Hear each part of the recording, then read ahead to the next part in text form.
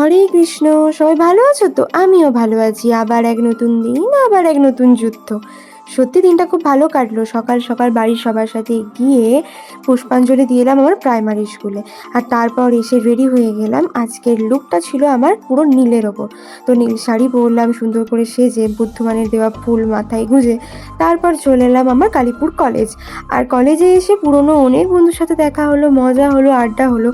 হ্যাঁ, নতুন কলেজে সরস্বতী পুজো আমি মিস করে গেলাম ঠিকই। পুরনো বন্ধু-বান্ধবীদের সাথে দেখা হয়ে আর মজা করতে, করতে বেশ দিনটা ভালোই কাটলো। তারপর কলেজে খিচুড়ি খেয়ে আর আমাদের কালীপুর কলেজে সেই ফুচকার স্টল বসে, তো সেখান থেকে কিছু ফুচকা খেয়ে চলে এলাম আমার স্কুলেতে।